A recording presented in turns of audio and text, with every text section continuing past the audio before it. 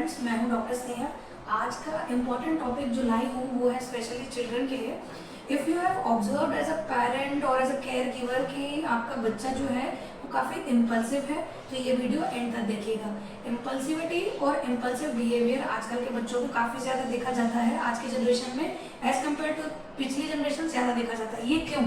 Impulsivity यानी acting without thinking of the negative consequences, जैसे बीच बीच में चिल्लाने लगना, जोर जोर से चिल्लाना, जंप करना, बिना देखे रोड क्रॉस कर लेना, गुस्सा छोटे से छोटा आने पर चीज़ें तोड़ देना, या फिर बीच में ही मन में जो बात है सोचे समझे बिना बीच में बोलना, दो बड़े बात कर रहे हैं उसके बीच में चिल्लाने लगना, क्लास में यहाँ वहाँ भागने लगना, या खुद को हार्म करने के थ्रेट्स देना, या चीज़ें तोड़ फोड़ देना, इन सबको कहा जाता है इम्पल्सिव बिहेवियर एग्जाम्पल्स। ये अब जो 2 से 5 साल के बच्चे होते हैं इनमें ये कॉमन है अगर ये टेम्पररी है। क्यों? क्योंकि इनका जो ब्रेन डेवलप हो रहा है, फर्स्ट 5 इयर्स बहुत इंपॉर्टेंट टाइम होता है ब्रेन डेवलपमेंट के लिए। उसमें जो हमारा एमिगडाला है, इमोशनल सेंटर ब्रेन का, वो पहले डेवलप होता है, और जो रीजनिंग का सेंटर है प्रीफ्रंटल कॉर्टेक्स, वो बाद में डेवलप होता है धीरे धीरे। वो भी जब पेरेंट्स रीजनिंग अच्छे से सिखाते हैं, एग्जाम्पल देते हैं, उन्हें रोल मॉडलिंग मिलता है तब, तो उसके पहले इमोशनल सेंटर डेवलप हो जाता है। जैसे माँ बच्चे से जुड़ा होता है तो इमोशंस कनेक्टेड होते हैं, तो इमोशंस जल्दी डेवलप होते हैं। इमोशंस का ही पार्ट है एंगर। जब एंगर कंट्रोल नहीं होता या अच्छे से एक्सप्रेस नहीं करना आता तो इम्पल्सिविटी में बन जाता है। तो जब बच्चा इम्पल्सिव है, टेम्पररी है, it is 2 to 5 years age of group, that is okay.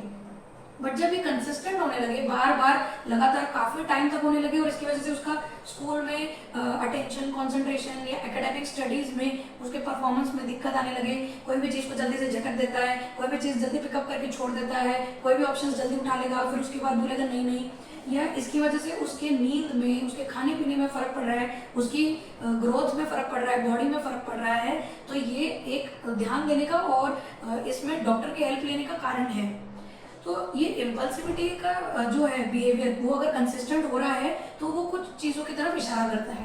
पहला कारण हो सकता है साइकोलॉजिकली, जब उन्हें कोई चोट पहुंची हो, कोई हर्ट, कोई सिचुएशन हुई है, उनके फ्रेंड्स ने उन्हें बुली किया है, या स्कूल में कुछ ऐसा हुआ है, या उनके फ्रेंड्स में ऐसा कुछ हुआ है जो आपको नहीं पता है।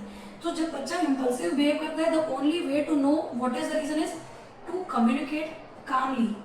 10 मिनट में वो सब बता दे ऐसा नहीं है, काफी टाइम देना पड़ेगा बच्चे को, नॉन जजमेंटली कम्युनिकेट करना पड़ेगा, पेरेंट्स ने बॉन्ड कनेक्ट कीजिए, और फिर वो आपको बताएगा क्या प्रॉब्लम है और उसे सॉल्व कीजिए। जब भी बच्चा किसी चीज से डरा हुआ है तो भी वो इम्पल्सिव हो सकता है। आप देखिए उसके आसपास ऐसा कुछ हुआ है रिसेंटली कि जिसकी वजह से वो इम्पल्सिव अचानक होने लगा है। ये एक डिप्रेशन की शुरुआत हो सकती है, ये एक सेपरेशन का साइन हो सकता है। अगर घर में वो सपोज किसी एल्डर फैमिली मेंबर से अटैच था, जैसे दादी दादा, या किसी का जैसे चेंज ऑफ प्लेस हो गया, या सेपरेशन हो गया, या किसी की डेथ हो गई, उसके बाद बच्चा इम्पल्सिव ले रहा है, तो उसे और प्यार, नॉन जजमेंटल एटीट्यूड की जरूरत है, और बॉन्डिंग की जरूरत है। उसकी छोटी छोटी गलतियों को तब माफ कर दीजिए, forget and forgive for that time, so that the child heels completely. उसके बाद भी जब प्रॉब्लम सॉल्व नहीं होती है तो आप mental health expert like psychologist and psychiatrist की हेल्प लीजिए।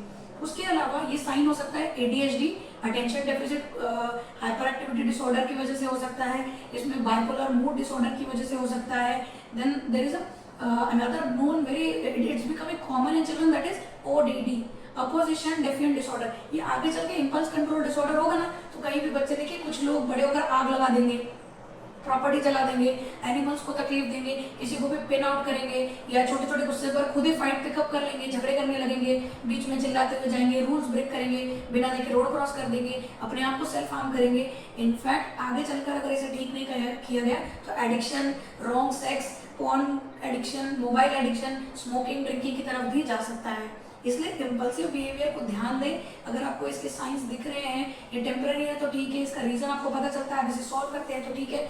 जब ये आपके हाथ से बाहर जाता है, कंसिस्टेंट हो रहा है, और बच्चे की ओवरऑल ग्रोथ या एकेडमिक्स या उसके परफॉर्मेंस में दिक्कत दे रहा है, तो डू आस्क और seek mental health expert like a psychiatrist and psychologist and help them get better on their mental health. Thank you.